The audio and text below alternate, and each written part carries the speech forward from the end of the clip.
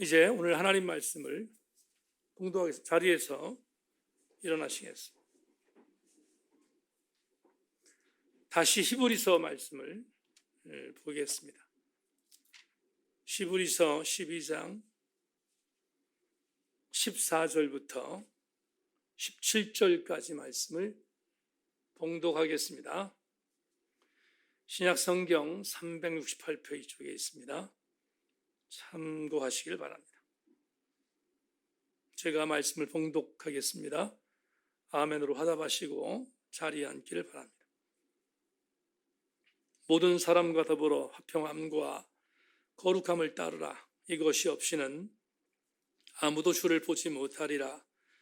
너희는 하나님의 은혜에 이르지 못하는 자가 없도록 하고 또 쓴 뿌리가 나서 괴롭게 하여 많은 사람이 이로 말미암아 더럽게 되지 않게 하며 음행하는 자와 혹 한 그릇 음식을 위하여 장자의 명분을 판 에서와 같이 망령된 자가 없도록 살피라. 너희가 아는 바와 같이 그가 그 후에 축복을 이어받으려고 눈물을 흘리며 구하되 버림받아여 회개할 기회를 얻지 못하였느니라. 아멘. 지난 주간 한 주간 동안 목을 좀 많이 상했습니다. 여러분들이 이해하시고 제가 오늘 목이 좀 시원치 않은 상태라서 불편하실 텐데 이해해 주시기 바라고요. 찬양 하나 드리겠는데 김만희 전사님 크게 찬양을 좀 불러주시고.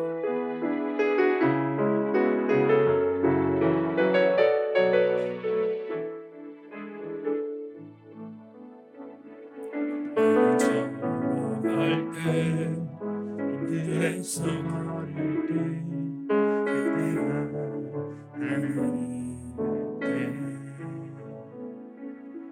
힘으로 안 될 때 빈손으로 걸을 때 내가 고백해 여호와 이래 주가 일하시네 주가 일하시네 주께 아끼지 않는 자에게 주가 일하시네 주가 일하시네 신뢰하며 얻는 자에게 우리 모인 이곳에 주님 함께 계시네 의인의 아버지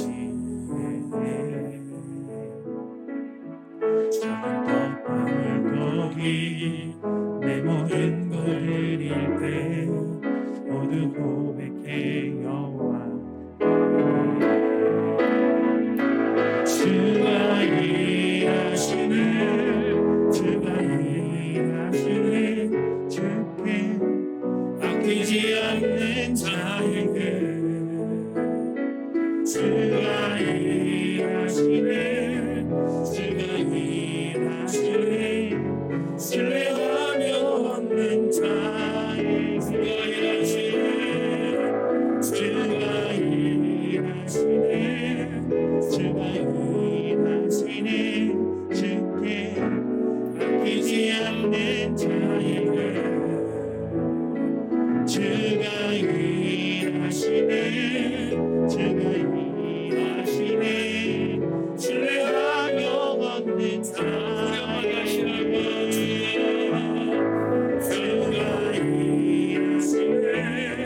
주가 일하시네 주께 아끼지 않는 자에게 주가 일하시네 주가 일하시네 신뢰하며 얻는 자에게 오늘도 주께서 일하실 것을 믿고 오늘 여기에 교우들 모였습니다. 적절하게 은혜를 베풀어 주시옵소서. 예수 그리스도의 이름으로 기도 올리옵나이다. 아멘. 한 번 더 인사하겠습니다. 말씀에 기대를 놓으십시다. 인사하겠습니다.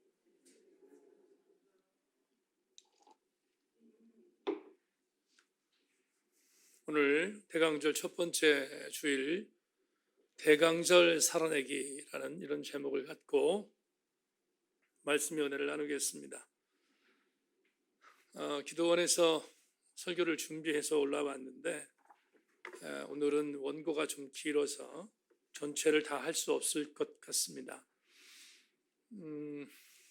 요약하면서 시간이 되는 데까지 말씀을 함께 좀 나누려고 생각하는데 오늘은 특별히 목소리를 좀 적게 할 테니까 집중해서 잘 들어주시기를 부탁합니다. 예레미야 36장으로 여러분들을 초청하겠습니다. 예레미야 36장은 남유다의 말년쯤 되던 시기였습니다. 그래서 남유다가 멸망을 앞두고 있었던 백척간두의 위기에 있었던 때였는데 하나님께서 예레미야를 부르셔서 예레미야에게 신탁을 들려줍니다. 그 신탁은 남유다의 운명에 관한 메시지였습니다. 신탁을 받았던 예레미야가 하나님이 명령하신 그대로 내가 너에게 들려준 이 신탁을 두루마리에 기록해라 이렇게 명령을 하셨습니다. 그래서 예레미야는 순종하는 마음으로 당시 서기관 역할을 하던 바룩을 불러서 바룩에게 하나님께 직접 들었던 신탁을 들려주며 두루마리에 적으라고 명령합니다. 그래서 바룩은 예언자가 불러주는 대로 두루마리에 신탁을 썼습니다. 다 쓰고 난 뒤에 예레미야가 이렇게 명령합니다. 이 신탁을 빠짐없이 성전에 가서 성전의 고관들, 아마도 궁정 예언자들일 수 있습니다. 성전의 고관들에게 가서 그대로 읽으라고 명령을 내립니다. 바룩은 명령받은 대로 성전으로 이동해서 성전에서 예레미야가 불러줬던 하나님의 신탁을 두루마리를 펴서 그대로 읽습니다. 그러자 성전의 구관들이 많이 놀랐습니다. 마침 그 안에는 미가야라고 하는 성전 구관이 한 명 있었는데 그 미가야가 그 글을 읽는 것을 듣고 나서 이번에는 왕궁으로 갑니다. 왕궁으로 가서 왕궁에 소위 말하는 왕에게 아첨하는 길 예언자들에게 그대로 이 이야기를 들려줍니다. 그러자 왕궁에 있었던 길 예언자들이 네가 직접 말하는 것을 믿을 수가 없으니까 바룩을 소환해서 들어보자 해서 바룩을 직접 소환합니다. 그 바룩이 도착해서 예레미야의 신탁을 읽어주자 소설하시게 놀랐습니다.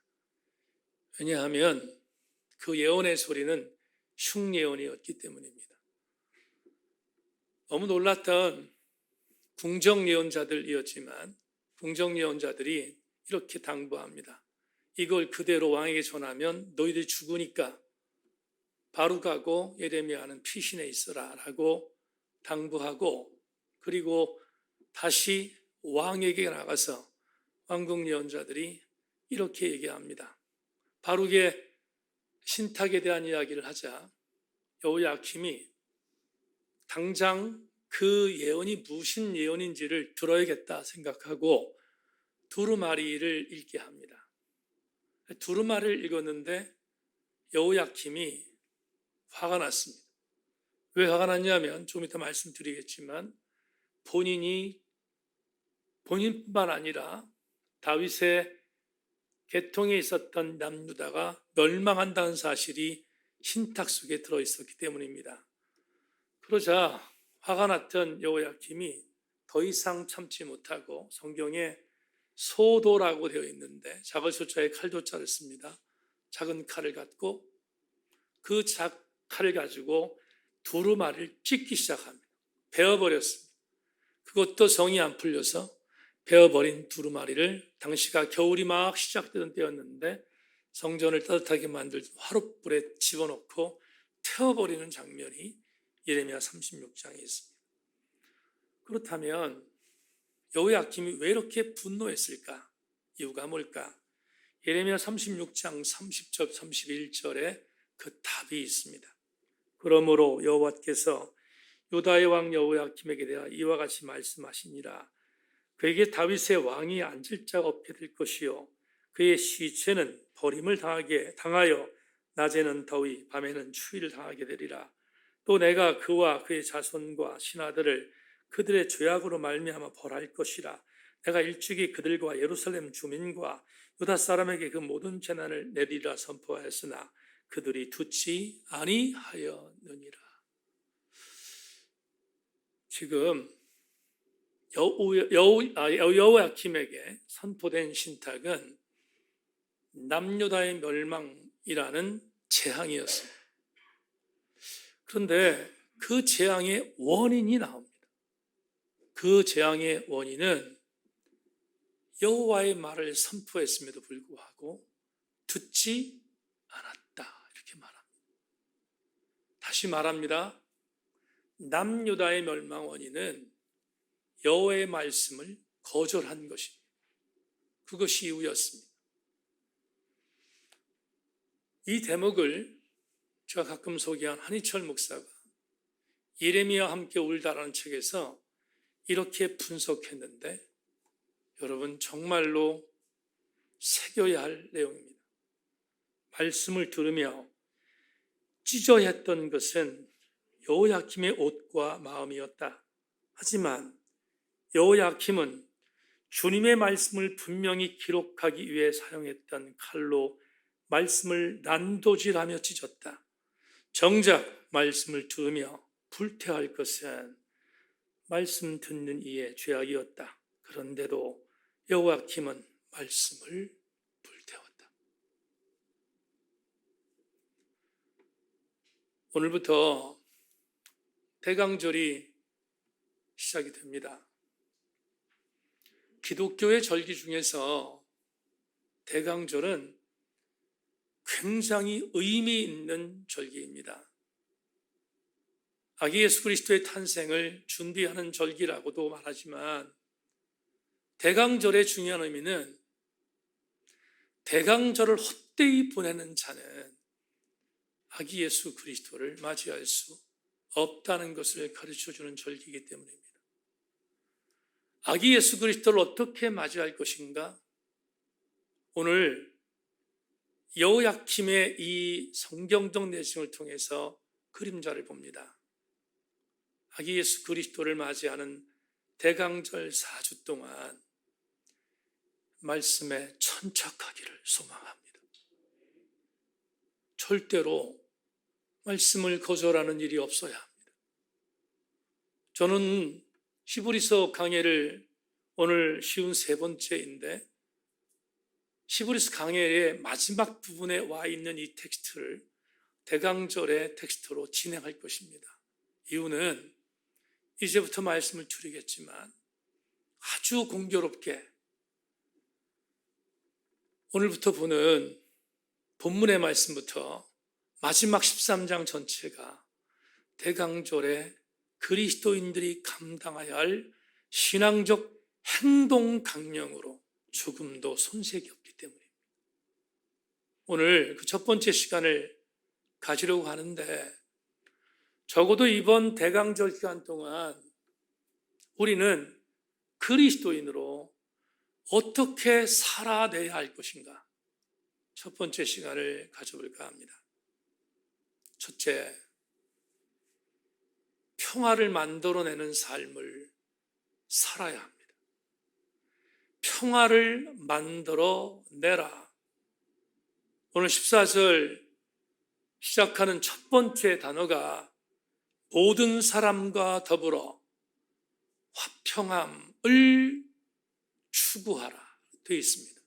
14절 보겠습니다. 모든 사람과 더불어 화평함과 거룩함을 따르라. 이것이 없이는 아무도 주를 보지 못하리라. 제일 먼저 히브리서 저자가 화평함이라는 단어를 소개하고 있습니다. 이 단어를 설명해야 될 것 같습니다. 화평함이라는 이 단어는 헬라어 에이레네의 번역입니다. 우리 교회의 몸찬양팀의 이름이기도 하지요. 에이레네, 평화입니다. 그런데 이 단어를 왜 썼을까? 시대적 배경이 중요합니다. 히브리서를 강의하며 첫 번째 시간에 히브리서는 주 60년대쯤 로마의 근교에서 쓰여졌을 것이다 라고 말씀드렸습니다. 그렇다면 주 60년대라고 하는 개념은 중요한 단어가 횡행되던 시절이었습니다. 팍스 로마나입니다. 팍스 로마나라는 말을 그대로 번역하면 로마를 통한 평화라는 뜻입니다. 이 로마를 통한 평화라는 단어를 여러분에게 부여한다면 이런 의미가 있습니다.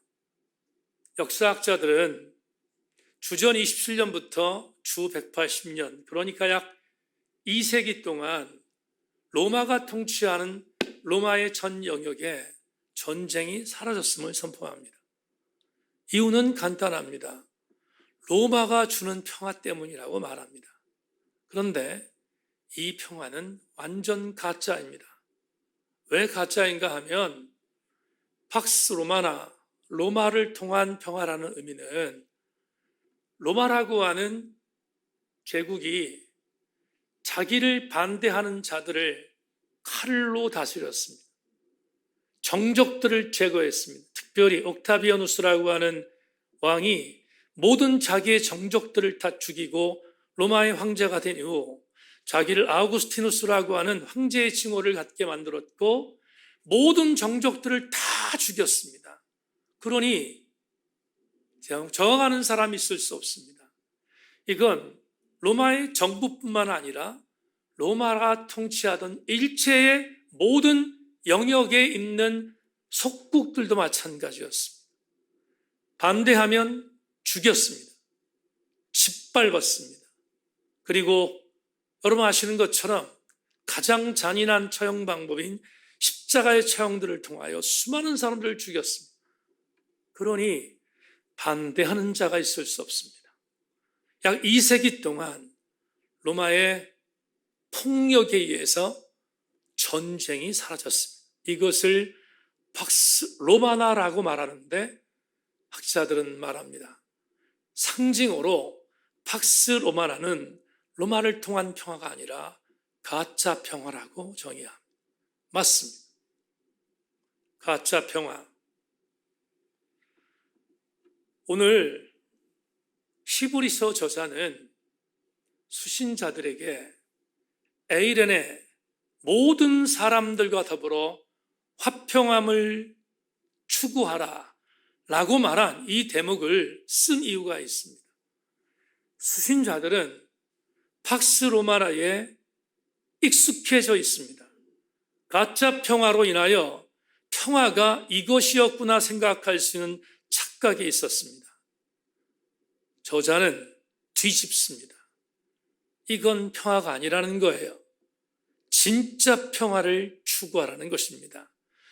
진짜 평화는 뭔가? 여러분 오늘 14절 하반절에 있는 말씀 그대로 따르면 오늘 14절 하반절에 이렇게 말합니다. 이것이 없이는 아무도 주를 보지 못하리라. 다시 말하면 로마의 황제가 아니라 우리 구주 예수 그리스도를 통하지 않는 평화는 평화가 아님을 선포한 것입니다. 여러분 혁명적인 발언이 아닐 수 없어요.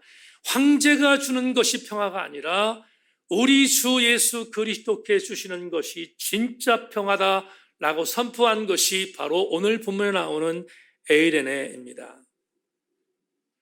고린도서 5장 18절부터 20절에 바울이 이렇게 말하고 있습니다. 모든 것이 하나님께로부터 났으며 그가 그리스도로 말미암아 우리를 자기와 화목하게 하시고 또 우리에게 화목하게 하는 직분을 주셨으니 곧 하나님께서 그리스도 안에 계시사 세상을 자기와 화목하게 하시며 그들의 죄를 그들에게 돌리지 아니하시고 화목하게 하는 말씀을 우리에게 부탁하셨느니라. 그러므로 우리가 그리스도를 대신하여 사신이 되어 하나님이 우리를 통하여 너희를 권면하시는 것 같이 그리스도를 대신하여 간청하노니 너희는 하나님과 화목하라. 명심할 게 있습니다. 팍스 로마를 통한 정치적으로 물리적인 가공을 통하여 주는 평화는 평화가 아니라 하나님과 더불어 화목하여 하나님께서 주시는 은혜를 통한 평화만이 진짜 평화인 것을 명심하고 대강절 기간 동안 저와 여러분들은 주께로부터 내려오는 아름다운 평강의 평화를 추구하는 자들 되셔서 주님과 막힌 담을 허물고 이 땅이 막혀져 있는 수많은 담들을 예수 그리스도의 평화로 허물어 진정하게 화평을 추구하는 피스메이커들이 되기를 주의 이름으로 소망합니다. 두 번째, 거룩함을 상실하지 않은 삶을 살아야 합니다. 거룩함을 상실하지 않는 삶을 살라. 두 번째 나오는 단어가 거룩함이지요. 첫 번째는 화평함이었습니다. 두 번째는 거룩함입니다. 여기 거룩함이라고 하는 이 단어, 하기아스모스라는 이 단어는 대단히 중요한 단어입니다. 왜 그런가 하면 어떤 학자들은 이 하기오스모스라고 하는 단어의 원 단어인 하기온이라는 단어를 거룩이라는 단어로 표현하는데 이 거룩이라는 단어를 성화에 이른 사람을 말할 때 쓰는 단어라고 표현하는 사람도 있습니다. 성화라는 단어는 굉장히 높은 경지의 그리스도인의 차원을 말하는데 거룩함이라는 단어가 바로 이런 단위라는 의미입니다. 그렇지만 저는 동의하지 않습니다. 도리어 하기아스모스라고 하는 거룩함이라고 하는 단어는 반드시 하나를 전제할 때 가능하다. 그게 뭘까? 저는 그게 구별됨이라고 생각합니다. 구별된 자가 거룩한 자입니다. 오늘 본문이 얘기하고 있는 이 거룩함, 하기아스모스라는 이 단어를 구별됨으로 적용해 보겠습니다. 폼 잡는 거룩함 말고 구별됨으로 오는 거룩함. 여러분에게 사도행전 4장을 잠시 묵상하겠습니다. 사도행전 3장에서 베드로와 요한이 성전으로 올라가다가 안진뱅이를 고치지 않았습니까? 그리고 안진뱅이를 고친 뒤에 수많은 사람들이 솔로몬 행각에 모여서 이 사람을 낫게 한 자가 누구이지? 라고 하는 것 때문에 들썩였습니다. 마침 거기에는 유대인들도 있었고 사내된 공의의 지도자들도 있었습니다. 지금 분명히 안진뱅이가 일어나서 뛰기도 하고 또 놀기도 하고 노래도 하고 하는 것을 보자 들썩이고 있는 그 예루살렘 성전에 있는 행각 근처에서 도대체 이 사람을 낫게 한 사람이 누구인가에 대하여 추적하기 시작했습니다. 그리고 추적하다 보니 예수를 믿고 있는 두 사람, 베드로와 요한이었다는 사실을 알게 되었습니다. 깜짝 놀랐던 것은 사내된 공의의 유대인 지도자들이었습니다. 왜냐하면 불과 얼마 전 자기들이 죽였던 예수, 그 예수가 다시 올라오는 것에 대한 두려움이 있었기 때문입니다. 추적하여 두 사람을 공회로 소환했습니다. 그리고 신문하기 시작합니다. 어떤 신문을 하는가 하면 이렇게 말합니다. 베드로와 요한이 있습니다. 너희들이 누구의 권세로, 누구의 이름으로 이런 일을 했느냐는 거예요. 이 사람을 낫게 한 이유가 뭐냐는 걸 추궁하고 있습니다. 여러분 참 기가 막힌 일 아닙니까? 사람을 낫게 한 게 중요한 게 아니라 사람을 낫게 한 이유가 뭐냐는 걸 추궁하고 있는 이 사람들 기가 막히지 않습니까? 바로 그때 공의회 회원들을 향해서 베드로가 이렇게 선포하는데 저는 이 구절을 읽을 때마다 전율합니다. 사도행전 4장 8절로 12절 이에 베드로가 성령이 충만하여 이르되 백성의 관리들과 장로들아 만일 병자에게 행한 착한 일에 대하여 이 사람이 어떻게 구원을 받았느냐고 오늘 우리에게 질문한다면 너희와 모든 이스라엘 백성들 알라 너희가 십자가에 못 박고 하나님이 죽은 자 가운데 살리신 나사렛 예수 그리스도의 이름으로 이 사람이 건강하게 되어 너 옆에 섰느니라. 이 예수는 너희 건축자들이 버린 돌로서 집 모퉁이의 머릿돌이 되었느니라. 다른 이로서는 구원을 받을 수 없나니 천하 사람 중에 구원을 받을 만한 다른 이름을 우리에게 주신 일이 없음이라 하였더라. 여러분, 이 구절이 정말 산헤드린 공의회 회원들에게 선포될 수 있는 말이 아니에요. 불과 그들이 얼마 전에 죽였던 예수 이름을 다시 말하니 예수 이외에 구원을 받을 만한 이름을 준 적이 없다고 말하는 베드로와 요한이 얼마나 담대한 사람들입니까? 목을 건 자들이잖아요. 거룩한 담대함이 무엇일까? 구별됨.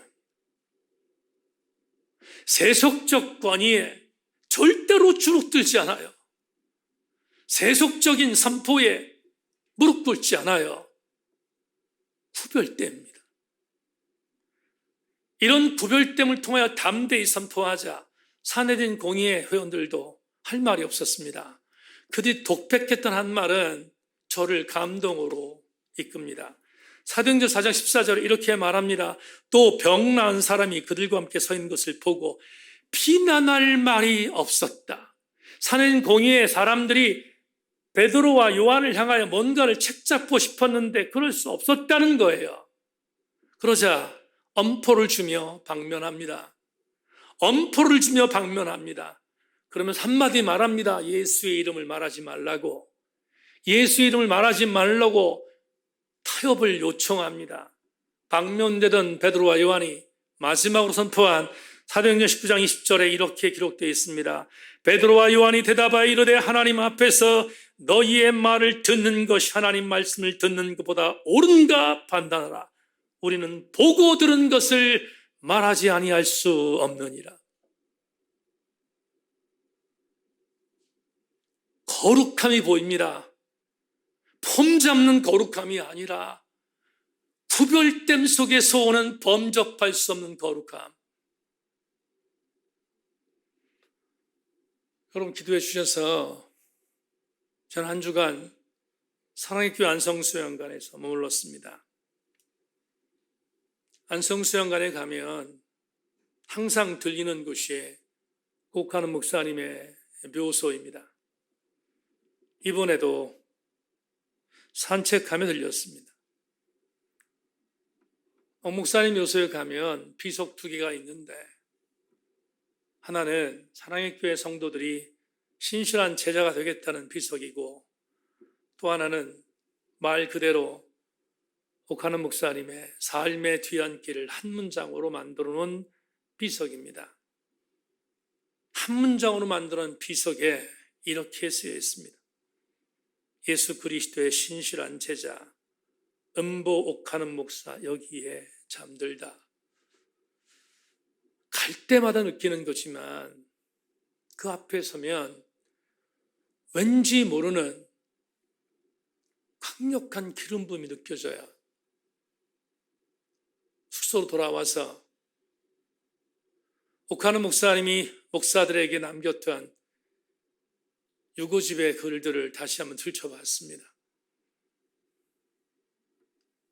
수없이 많은 이야기를 했지만 묘소에 들려서 숙소에 들어가서 옥하는 목사가 했던 우리 같은 후배 목사에게 남겼던 몇 가지의 촌철살인들을 살펴보았습니다. 우리가 사역하는 대상은 성전 마당만 밟는 사람, 손에 피가 성한 곳이라고는 하나도 없는 사람들, 겉은 번지르르 하나 마음은 하나님에게서 떠난 사람들, 바로 이들을 놓고 목회하는 것입니다. 저는 이 말을 상황이 이런데 어찌 목사가 하나님의 조명을 받지 않고 목회할 수 있는가를로 들었습니다. 교육자들이 사역하는데 중요한 것이 있습니다. 성도들에게 업신여김을 받지 않는 것입니다. 권위주의를 대변하는 말이 아니라 목사로 사역하면서 가장 얼굴 팔리는 것은 영성의 부재, 지성의 알팍함으로 인하여 성도들에게 깔붐을 당하는 것인데 어찌 목사가 기도와 공부하는 것에 소홀할 것인가를 다구치는 말로 들었습니다. 전문직의 약점은 자기 기술을 팔아먹는 데 있습니다. 우리로 말하면 직업적으로 설교하는 목사를 말하는 것입니다. 따라서 우리는 더욱더 겸손해야 합니다. 설교를 통해 예수 파는 장사꾼 되지 말고 주전감 갖고 사역하라는 말씀으로 들었습니다. 만약에 여러분에게 눈물이 없다면 목사로서 이미 변질됨이 시작되었음을 알아야 합니다. 눈물을 잃어버린 목사가 아니라는 선포로 들었습니다. 은혜 없이 감격 없이 목회를 한다는 것은 1급 사기나 다름이 없습니다. 사실 목회자만큼 위선자가 되기 쉬운 직업도 없습니다. 목회자만큼 위선자가 될 확률이 높은 사람이 없습니다. 그리고 이 위선이 악습으로 몸에 배면 양심도 없어집니다. 따라서 목회자는 얼마나 무서운 벼랑 끝에 서 있는지를 알아야 합니다. 무시무시한 권면으로 들었습니다. 마지막으로 복음은 우리의 마음과 전인격을 사로잡고 움직이는 하나님의 파워입니다. 그러니까 복음이 없다고 할 때 십자가의 설교를 안 한다는 말이 아니라 예수의 이야기를 안 한다는 말이 아니라 살아계신 예수 그리스도가 안 보이고 살아있는 십자가의 피가 말라버렸다는 이야기입니다. 여러분, 이 글을 읽었을 때 이런 생각이 들었습니다. 어떤 생각? 목사가 십자가의 피를 맛보지 않으면 어떻게 목회할 수 있을까를 각인한 거 들었습니다. 이게 어찌 목사만의 일입니까? 전옥하는 목사의 묘소에 설 때마다 이런 생각이 들어요. 구별되지 않고 성별되지 않고 지금 우리가 살고 있는 이 세상에서 그리스도를 산다는 것은 100% 불가능합니다. 오늘 대강절 첫 번째 주일, 왜 히브리서 저자가 히브리서 수신자들에게 거룩함을 말했을까? 로마의 세속과 헬라의 문화와 동요하지 말라는 것입니다. 적어도 예수 그리스도의 사람이라면 예수 그리스도의 사람으로 구별되라고 권고한 것입니다. 팬데믹 3년의 마지막 시기를 보내고 있는 대강절을 맞이했습니다. 사랑하는 세인교회 교우들이여, 이 종이 기도원에서 말씀을 준비하며 여러분에게 선포하려고 하는 이 메시지를 가슴에 새기기를 주의 이름으로 소망하고, 우리도 성별된 구별됨으로 거룩한 그리스도인들 되기를 주의 이름으로 축원합니다. 이건 우리가 절대로 잊어서는 안 되는 은혜입니다. 마지막 세 번째, 쓴 뿌리들과의 결별입니다. 대강절 동안 쓴 뿌리들과 결별할 수 있는 우리들이 되기를 바라는데, 오늘 본문에서 15절에 이렇게 말하고 있습니다. 너는 하나님의 은혜에 이루지 못하는 자가 없도록 하며 또 쓴 뿌리가 나서 괴롭게 하여 많은 사람이 이로 말미암아 더럽게 되지 않게 하며, 이 말씀을 전했던 히브리 저자는 두 가지의 쓴 뿌리를 제시합니다. 첫째, 세속적인 음란함입니다. 16절 전반절에 음행하는 자가 있음을 지적하고 있습니다. 음행, 교회 안에서 없어져야 할 일이지만 우리 삶의 현장에서도 반드시 없어야 할 메시지이기 때문입니다. 브렌트 오스본 교수가 이렇게 말합니다. 성적인 부독성은 그리스도인들 가운데 있어서는 안 되는 것이기에 교회에서도 용납해서는 안 된다. 하나님은 자기 백성들이 말씀 속에서 발견되는 도덕성의 기준을 지속하기를 원하신다. 그런 성적인 죄가 신체적으로 영적으로 우리를 파괴할 수 있는 힘이 있음을 알고 계시기 때문이다. 그것을 금하신다. 어느 누구도 성적인 부도덕성을 과소평가해서는 안 된다. 여러분, 대한민국에 있는 그리스도인들 중에 3분의 1이 음란에 빠져 있다는 사실을 책에서 읽었습니다. 우리는 어떻습니까? 우리는 정결합니까?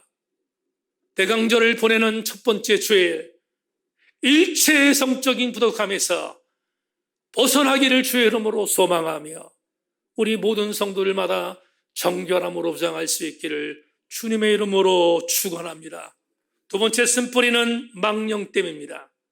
오늘 16절 하반절부터 17절에 이렇게 말합니다. 혹 한 그릇 음식을 위하여 장자의 명분을 파내서와 같이 망령된 자가 없도록 살피라. 너희가 아는 바와 같이 그가 후에 축복을 이어받으려고 눈물을 흘리며 구하되 버림바가 되어 회개할 기회를 얻지 못하였느니라. 망령됨이 무엇일까? 주님이 주셨던 은혜를 가볍게 여기는 것입니다. 주님이 나에게 주셨던 은혜를 가볍게 여기는 자, 망령된 자임을 히브리서 저자가 말하고 있습니다. 이 설교문을 듣고 있는 수신자들, 하나님의 은혜를 받았음에도 불구하고 1장부터 계속해서 예수 그리스도의 은혜가 크다는 것을 말했음에도 불구하고 배교하라고 하는 위험성 있는 자들입니다. 하나님의 은혜를 맛보고 가볍게 하는 자들이 아닐 수 없습니다. 오늘 히브리서 저자는 마지막 부분에서 이렇게 말합니다. 망령된 자가 없도록 살펴라. 2022년을 보내고 있습니다. 2022년 여러분 지난 한 해 동안 어떻게 살아왔습니까? 기도원에 올라가서 내년의 목표를 준비하면서 오늘 목양터 이야기에 썼지만 만만치 않았던 2022년을 보냈습니다. 중요한 것은 만만치 않은 2020년을 보냈음에도 불구하고 저는 이것을 믿어요. 만만치 않았던 2022년 어느 날, 어느 시간, 어느 분, 어느 초까지 하나님께서 단 한 번도 우리를 떠난 적이 없다는 사실입니다. 그렇다면 우리에게 주어진 때때마다의 은혜를 잊어버리는 것은 망령된 삶을 사는 것입니다. 오늘 여러분과 함께 이렇게 나누고 싶습니다. 망령된 자들은 훗날 눈물을 흘리며 다시 회복한다 할지라도 회복될 수 없음을 본문이 제시하고 있습니다. 사랑하는 성도들이여, 오늘 첫 번째 대강절 하나님의 은혜를 받았다면 소홀히 여기지 않는 여러분 되기를 소망합니다. 우리는 하나님의 은혜 안에 있는 자들입니다. 하나님의 은혜 안에 살고 있습니다. 이 은혜에서 흔들리지 않는 우리가 될 때 우리는 2020년 대강절을 은혜롭게 맞이할 수 있을 것입니다. 말씀을 뵙겠습니다. 오늘 히브리서 저자는 이렇게 말한 것입니다. 죄로 인해 하나님과 막혀있는 관계를 회복함으로 화평을 누리고 거룩한 구별됨을 실천하는 그리스도로 살아가며 적어도 이런 성도라면 거룩함의 정체성을 가진 자들로서 세속적인 쓴뿌리 알 수 있는 음행하는 마음, 받은 애를 가볍게 여기는 천박함에서 돌아설 수 있음을 강조한 것입니다. 저는 이런 성도들이 되기를 주의 이름으로 소망하며 여러분 오늘 모두 함께 하나님의 은혜에 이르지 못하는 자 없기를 소망하며 예수 그리스도와 함께 화목하기를 소망하고 화평을 쫓으며 구별된 그리스도로 살아가며 거룩함을 추구하며 음란함과 은혜의 경선에서 완전히 빠져나와 이번 대강절 하나님 우편도자에서 벌떡 일어나셔서 여러분을 응원하는 응원의 주인공들이 우리 생교회 성도들 되기를 주의 이름으로 축원합니다.